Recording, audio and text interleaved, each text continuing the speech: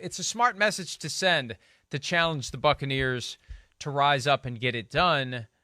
Buy or sell, the Saints will continue their regular season dominance over Tom Brady, 4-0 against him in 2 years as the starting quarterback in the regular season. Well, yeah, this is a tough one. There's a lot of factors. I'm going to buy it for right now. Okay? I'm still on the fence as far as what I think is going to happen or who I'm going to pick in this football game, but I have a pretty good clue of who I'm going to go with here. One, Dennis Allen's there. You alluded to this many times in the offseason. Sean Payton wasn't there because of COVID last year in the second matchup in Tampa Bay. And Dennis Allen, hey, the defense, we know.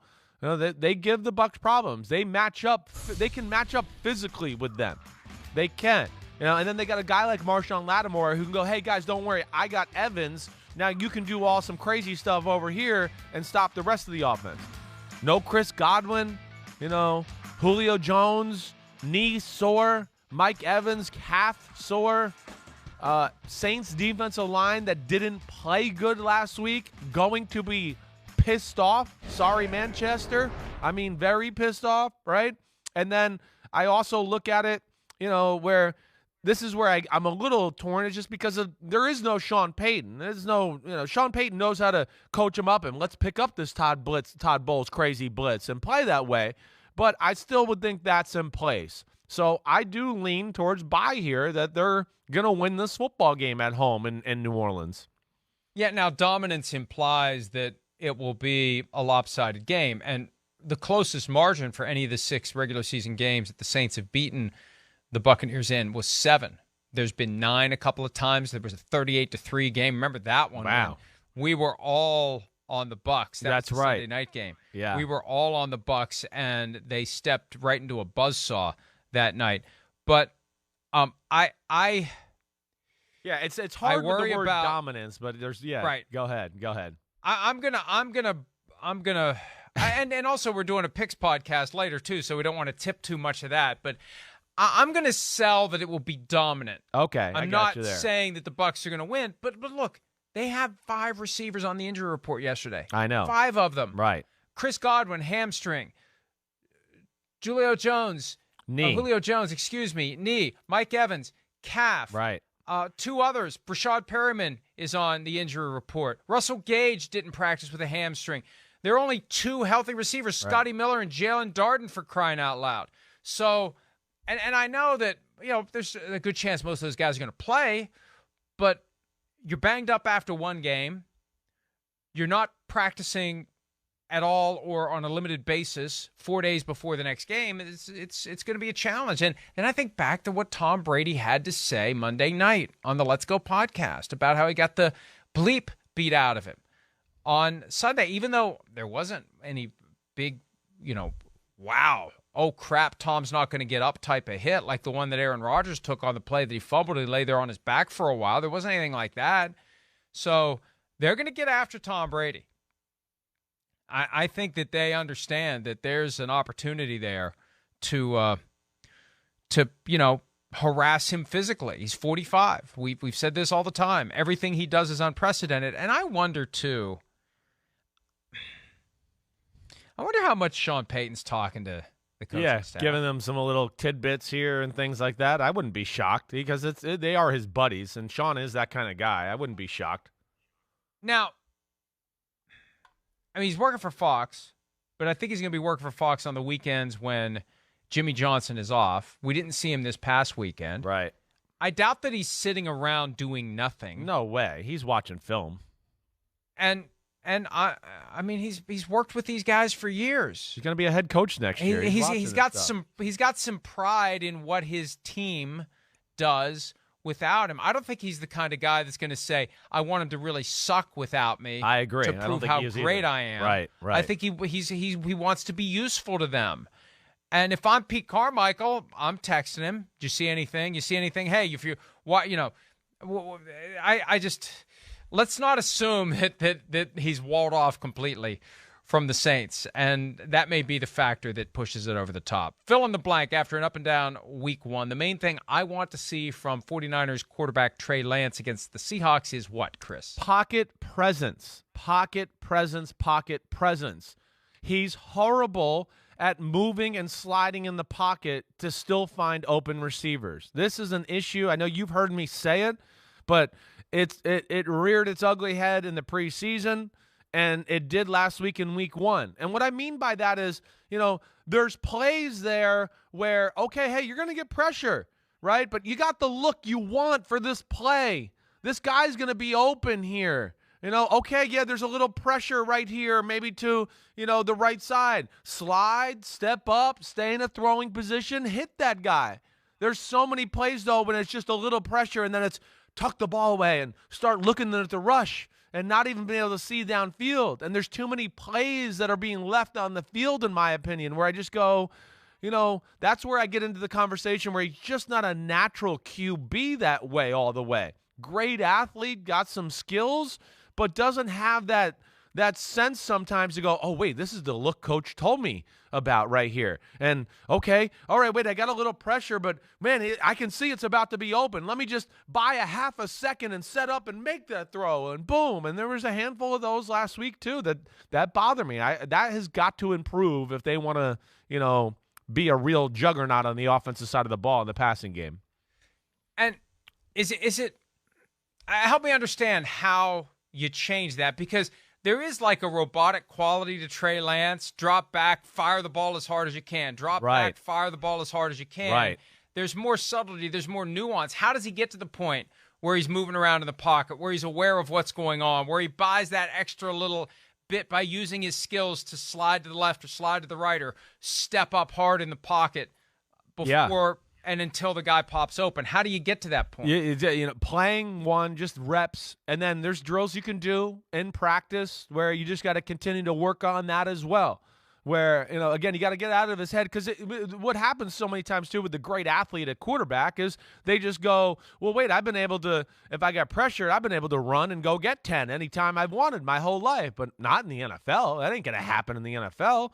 I mean, we know Lamar Jackson knows he can't even do that. So that's where it is. And drills you can do in practice, you see, hey, the brooms and, the sticks hitting you as you're going back and make a move. The big, what are those big blue, Bosu balls or whatever. Those are things that we used to use at practice, and I know guys still use, hey, drop back, he hits the top, you roll one at him. Okay, I got to move out of the way, but I'm keeping my eyes. And then there's another one that comes at you, and you, hey, move, but stay in that throwing position. It's not easy. It's not. But those are kind of the things you can do, and hopefully just the playing and being out there, he gets better and more comfortable with it as well. I just want to see him throw one of those beautiful little rainbow passes that isn't 80 miles an hour. Yeah. It drops over a guy and lands He's into good the at spot. that. Yes, he's good at that. He's good at those throws. What's the over-under on when Kyle sits him down for Jimmy Garoppolo? I'm just going to pull up their schedule real quick here just to double check. But I would think if they lose this week and he doesn't play well, I wouldn't be surprised if we see Jimmy G week 3 in Denver. Shanahan going home to Denver. He's going to want to put on a show. He's going to want to beat the Broncos. Damn Broncos took 25 freaking years to put his dad in the freaking Ring of Honor. I was pissed off just as a friend.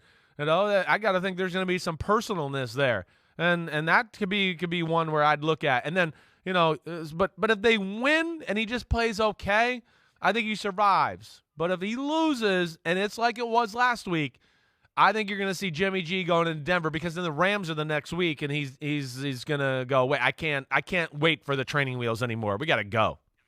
I don't know. What's your thought, Mike? A pair of primetime games. I know. NBC Sunday Night Football, right. 49ers at Broncos, Monday Night Football, Rams at 49ers. They're 9.5-point favorites for some reason against the Seahawks. I'm shocked by that. I feel like that's some sort of a trap by the odds makers, that they know something we don't. I don't know. Maybe they have secret access to the Trey Lance developmental film, that he's going to come out on a field that isn't a swamp and just light up the Seahawks. But and there's a chance for a letdown by the Seahawks too after the emotional win over Russell Wilson and company. But still, I agree with you. They lose this one when they're nearly a double-digit favorite. That changes everything going into Denver, going into a pair of back-to-back primetime games. And I could see, somebody was asking me this yesterday, Chris, and it made me think of our past conversations about how Kyle Shanahan is so good at communicating directly to his players. Right. He could sell to Trey Lance, you just need to sit for another year. Definitely. You'll be fine. Definitely. You'll be fine. Right. We're still in your corner. We still believe in you. You're our guy. Right. So you're not. But for now, you're our guy. And we think it's in your best interest and in our best interest. It's in the best interest of the team to take advantage of the fact that we have Jimmy Garoppolo here. And he can talk him into that. Yeah. I think just the same way he talked Jimmy G into staying, that they talked him into not trying to force his way out early in training camp. Right. I feel like Kyle Shanahan can talk anyone on that team into doing whatever he wants them to do. And if he has to talk Trey Lance into taking a seat, he'll be able to do it. I think so, too. I mean, they believe in Shanahan. They should. I mean, they know. I mean, just like you're talking about there, I think he's very honest and open, so nobody's ever caught by surprise. And they see the genius of him as well. I mean, again, as a player, you know, you're watching film of other teams during the week, and you go, well, their offense ain't our offense. Holy cow, man, Kyle is amazing what he does. And we've heard quarterbacks leave there and go, Shanahan's a genius, you know. So they believe in him and his vision overall, and I think you're exactly right. They can sell to Trey Lance that, hey, it's okay. You're still our guy. We traded 3 first-round picks for you. You are the future. It's just, you know, you're not quite ready yet. And be ready, stay ready, because Jimmy Garoppolo is playing and he gets hurt quite often. So you might have to come up and play again here this season. So be ready to go when you get that chance. I don't think there's anything wrong with that. I don't, especially when you have this type of team that's Super Bowl caliber. And that's where it'll be interesting to see. But this is a dicey matchup because they swept the 49ers last year, the Seahawks. Pete Carroll has shown the ability to have a little feel for Shanahan's offense and stop some of the crazy runs and all of that. So I'm shocked that you said 9 points. I haven't looked at all of that yet, and I'm surprised to hear it's that much.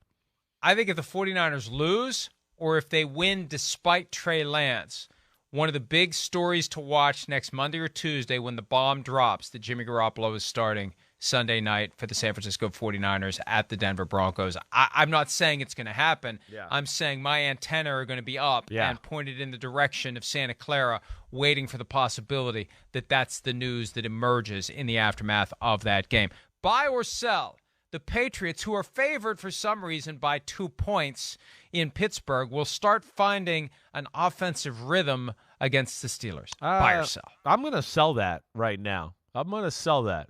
And offensive rhythm, when I hear that, it means they're going to just be efficient and move the ball down the field all game long, and I just don't know if I buy that. I know there's no T.J. Watt there, but, again, where I think they miss Josh McDaniels is just some of the creative ways he has to, oh, wait, they're playing this. I know a great way to expose it and get us an easy 10 yards. Oh, I got a great way to throw a screen to receiver here and get us 12 or 15 yards. Their offense is well coached, and I didn't come away watching this film going, oh, man, they're all over the place. There's still a lot of good things they do.